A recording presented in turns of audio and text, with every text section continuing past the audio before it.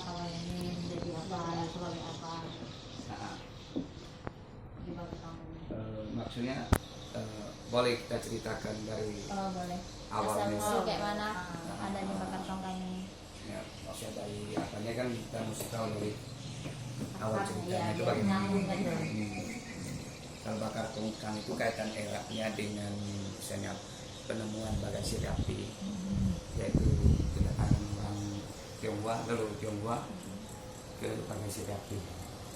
Itu berasal dari daratan Tiongkok di provinsi Fujian, daerah Xiamen. Mereka ingin mencari penghidupan yang lebih baik dengan tujuan apanya, untuk mencari penghidupan yang lebih baik. Maka mereka berlayar tanpa tujuan dengan membawa, biasanya kalau di menurut kepercayaan orang Tionghoa, di kapal tongkangnya itu selalu ada disemayamkan dewa-dewa. Jadi salah satu itu dewanya dewa Iwong Ya.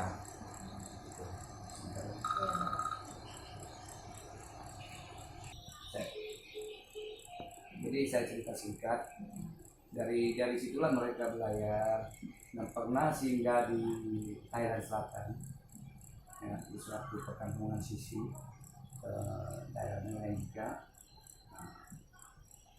dan sempat menetap sekian lama di situ juga, dan pada akhirnya mereka berlari lagi ke arah selatan, sampailah mereka pada muara Sungai Rokan ini.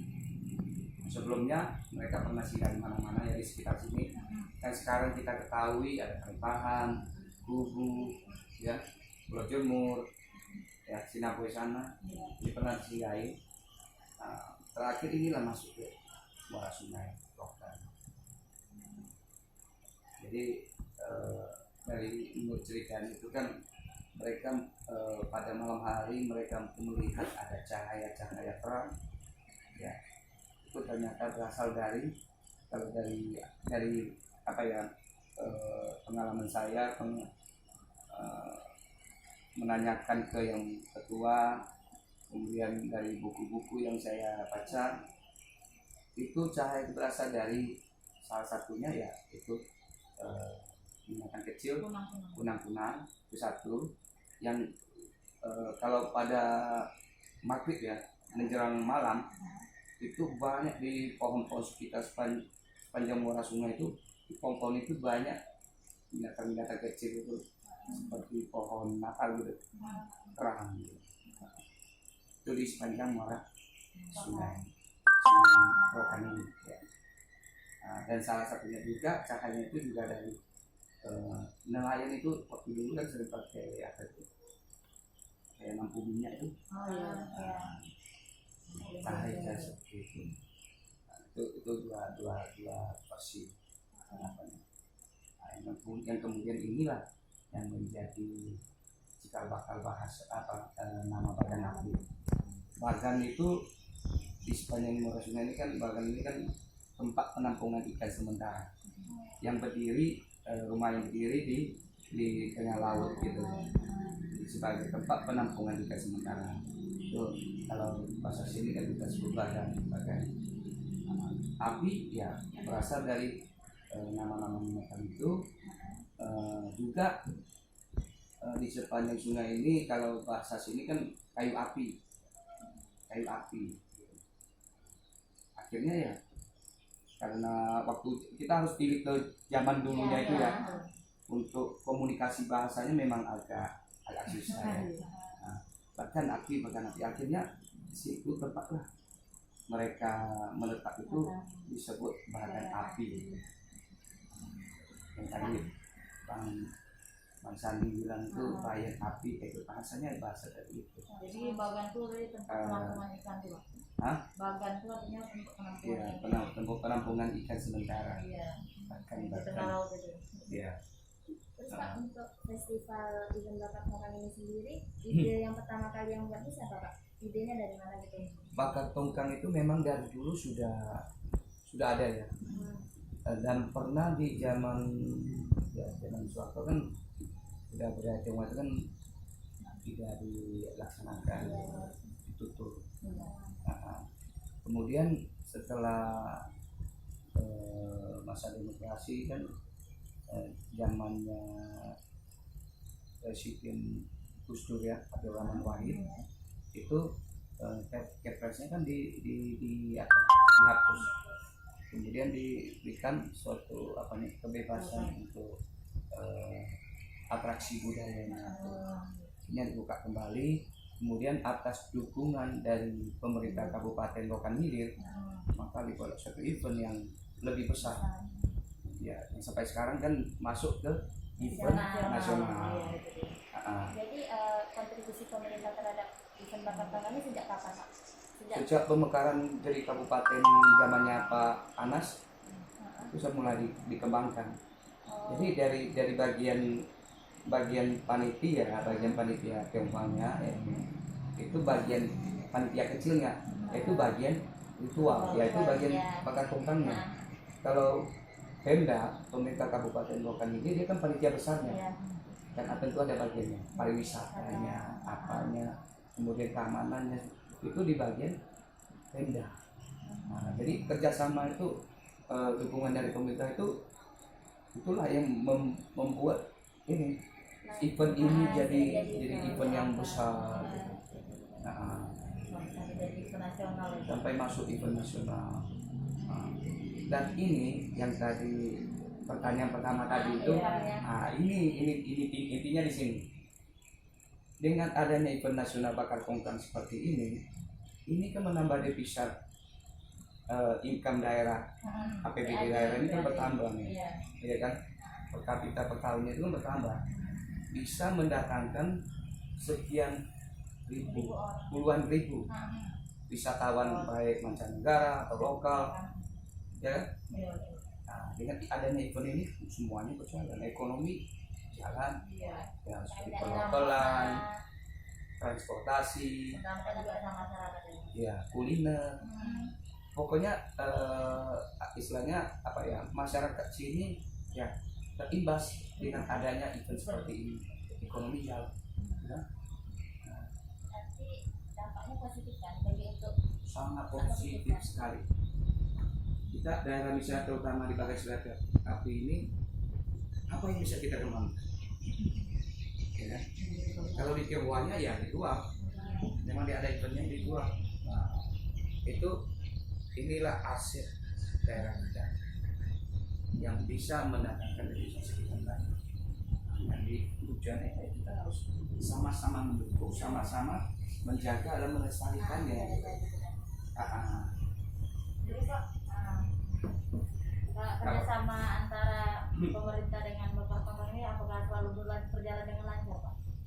Apa atau ada kerjasama yang kayak dari komunikasi gitu? Kalau selama ini memang bagus. Bagus. Suatu event besar memang terkadang ada sedikit ya mungkin kurangnya informasi atau apa kan yang bisa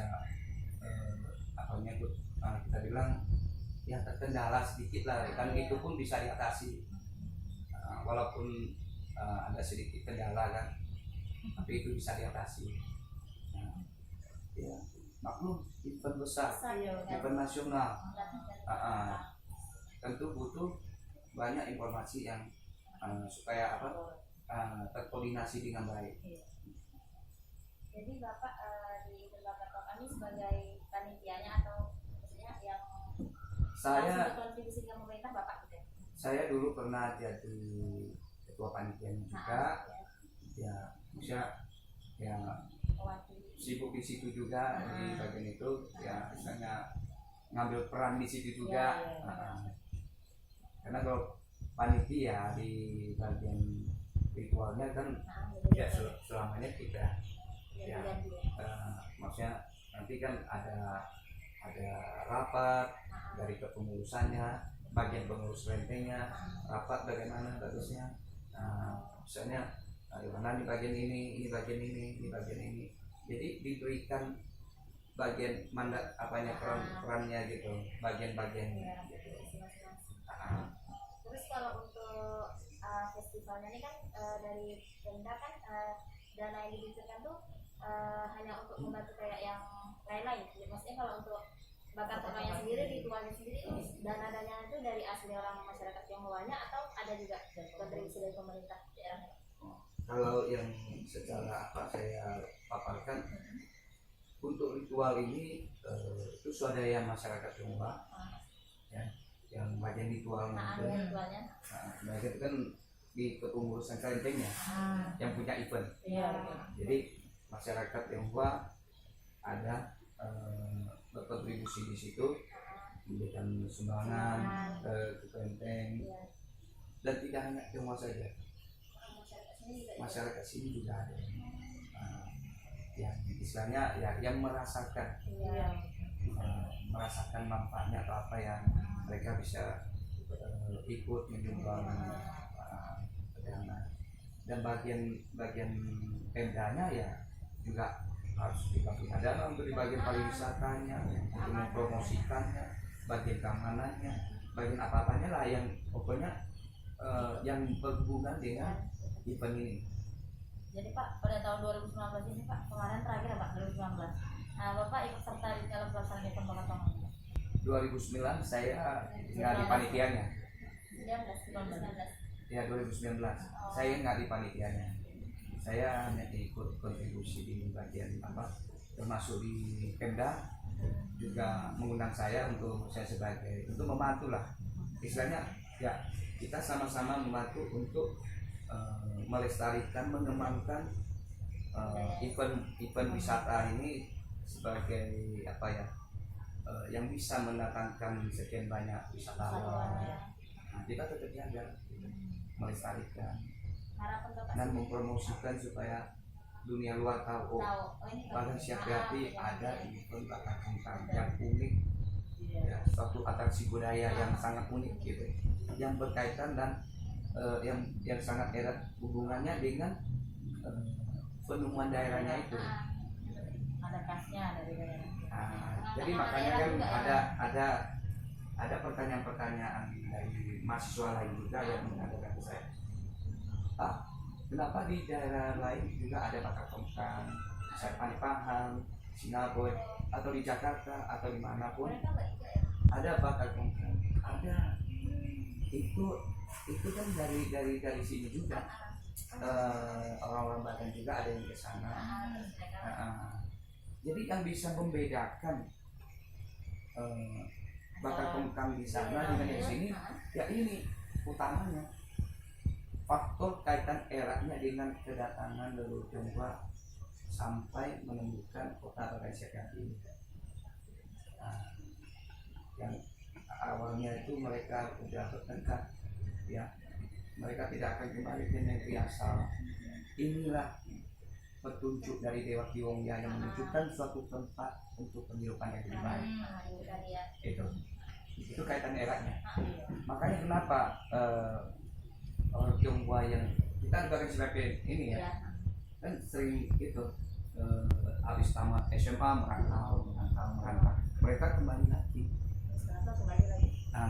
Karena ini terutama di event nasional bakar tongkang ini mereka pulang untuk mengucapkan rasa syukur, terima kasih atas lindungannya dan petunjuknya, sehingga mereka sukses di luar dan mereka kembali membangun kampung halaman dan menjaga dan melestarikan kampung halaman. Seperti itu. Istilahnya begini, kita harus samalah kita berbakti ke orang tua. Kita asal usulnya dari mana? Orang tua. Ya kan? Sama seperti itu. Terus harapan Bapak untuk event ini sendiri ke depannya gimana Pak? Ya, ke depannya saya harapkan juga maksudnya dari Pemda dengan apanya itu kerjasama yang baik untuk bisa mengembangkan lebih luas lagi, terutama potensi-potensi yang ada di sekitar Rohil kita. Misalnya saya dari waktu saya jadi panitia sudah pernah saya memberikan masukan ke pariwisata Rohil. Coba kita kembangkan apa supaya orang betah di sini, misalnya jangan hanya 2-3 hari hanya melihat bakar tongkang selesai. Coba kita kembangkan misalnya lebih 1 minggu atau lebih, kita kemas dalam bentuk misalnya kita punya wisata kuliner, wisata religi udah ada, wisata bahari. Nah ini coba dikemas. Nah, kemasnya ya dengan apa? Infrastrukturnya dulu. Nah, sesuai dengan perkembangan zaman bagaimana, ya kan? Termasuk infrastruktur misalnya internet juga harus. Pulau Jemur, gaung kita udah besar kan? Tapi fasilitas kita masih kurang. Sebenarnya kalau kita lihat dari potensi apanya itu kawasannya, daerahnya itu bagus kok, pantainya bagus, pulau-pulaunya bagus, nggak kalah sama yang di luar kan. Fasilitasnya. Cuma perlu dikemas lagi. Maksudnya dengan apa ya? Maksudnya harus serius lah menggarap ini. Wisata kuliner juga ada, UMKM itu juga ada. Nah ini potensi-potensi kita yang daerah kita inilah yang bisa kita kembangkan. Misalnya kan wisatawan itu kadang suka dengan apanya yang tradisional, misalnya pembuatan terasi, kita bisa bawa ke sana. Kemudian nanti kan dikemas-kemas ini sampai pada hari puncaknya kita bawa ke sini lihat bakar tongkang. Jadi ada kesan yang mendalam di situ, supaya apa, wisatawan itu bisa balik lagi ke sini. Jadi penasaran, bisa rindu ke sini. Itu saya kata termasuk ya peninggalan sejarah. Kota Bagan Siapi ini sejarahnya besar sekali. Ini sama seperti kayak dinosaurus kita kalau bilang ceritanya itu. Dinosaurus itu gimana? Makanya di sekarang ini saya juga masuk di bagian BTD. BTD tahu? Bagan Siapi Tempo dulu. Di Facebook ada tuh, coba di like, di follow. Di situ banyak kami tujuannya ingin menggali sejarah tentang Bagan Siapi. Masa jayanya itu bagaimana yang positif. Gitu. Jadi kalau untuk untuk informasi tentang Bagan Siapi, mau sejarahnya, mau bakar tongkangnya, di situ juga ada. Bagan Siapi Tempo dulu, yang sekarang ini sudah jadi, kami udah buat jadi yayasan. Jadi di situ nanti segala sesuatu itu kami tampung. Misalnya foto-foto lama ya tentang Bagan Siapi. Nah, saya kasih sedikit juga. Ini udah di luar dari bakar tongkang ini tentang sejarah Bagan. Misalnya kita melihat kejayaan Bagan Siapi itu jayanya sampai mana? Di Indonesia Nusantara, bank nomor 2 di Nusantara, BRI. Kita lihat kodenya 0002. Setelah Purwokerto. Nah, kenapa bisa begitu? Nusantara loh pada zamannya itu. Nah, di situ mendadakan Bagan Siapi ini jayanya itu sampai mana? Segitiga emasnya Sumatera. Kalau kami lihat dari gali sejarahnya, masa jaya itu ya penghasil ikan nomor 2 di dunia. Norwegia. Sampai sekarang ya Pak? Sampai sekarang udah. Makanya tadi saya bilang ini tinggal cerita dinosaurus. Itulah kenapa harus dikembangkan. Tapi itulah yang bisa kita kembangkan. Mari sama-sama, terutama masyarakat Rokan Hilir, ya. Mari sama-sama kita menjaga dan maksudnya mari kita sama-sama menggali sejarah, bisa mengembalikan sejarah kejayaan Bagan Siapi itu sampai. Supaya apa? Supaya generasi kita penerusnya itu bisa tahu. Orang putra daerah kita bisa kita lahir di Bagan Siapi. Masa kita nggak tahu sejarah kita, tempat lahir kita nggak tahu. Ini yang mau kami misalnya lestarikan. Supaya apa? Diturunkan ke anak cucu kita, generasi ke bawah, tahu dulunya ini Bagan Siapi apa. Gitu. Di sini foto-foto ada. Ini bukti fakta ada, bukan istilahnya cerita-cerita, tapi bukti fakta ada. Termasuk distrik, ya sudah masuk, dan masih banyak lagi.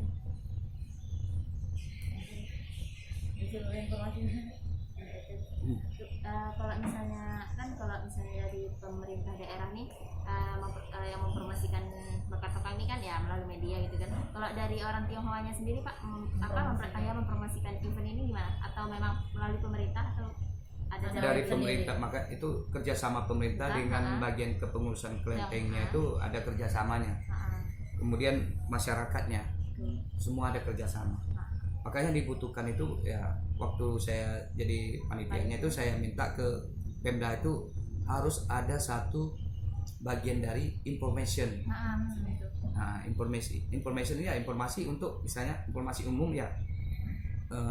Ada wisatawan yang menanyakan misalnya hotel bagaimana, penginapan bagaimana, ini kan susah juga. Karena di lapangan yang saya temukan ada ya wisatawan mereka itu menginapnya di Duri.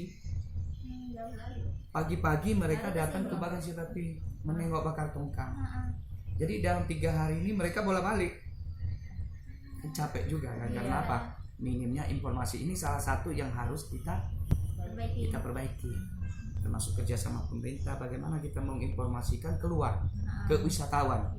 Bagaimana tempat apalagi sekarang ini lewat internet, lewat apa kan gampang. Ya kan? Mempromosikan itu gampang. Jadi hanya satu web aja gitu Pak, khusus satu web aja untuk informasi. Itu kembali kita ke Pemda itu bagaimana mengemasnya di bagian wisata, bagian pariwisata rohir gitu. Mereka harus bisa mengcover lah. Intinya kan di situ. Orang kan mencari misalnya saya mau ke suatu daerah nih. Oh, saya dengar di daerah ini ada event ini. Itu saya klik. Carinya di mana? Di pariwisata. Ya kan? Nah, tentu di situ harus ada informationnya. Misalnya, wah saya mau menginap di sana di mana ya? Informasinya bagaimana? Hotelnya nomor berapa? Ini hotel ada apa aja? Fasilitasnya di sana. Transportasinya memadai. Itu. Jadi wisatawan yang mau ke sini dia enak.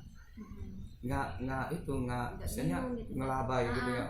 Ada apa enggak ya gitu. Sampai sana nanti nggak ada, kecewa juga. Nah, seperti itu. Jadi butuh informasi yang jelas. Ya. Pak, kalau ada kurang bisa saya cek Bapak. WA aja, nggak apa-apa. Kalau misalnya kan yang kalau tanya yang seputar Bagan Sirapi, ya saya akan berusaha untuk menjelaskan semampu saya, setahu saya. Ya. Masih banyak ya Pak. Ya. Boleh foto Sama-sama. bareng Pak? Boleh.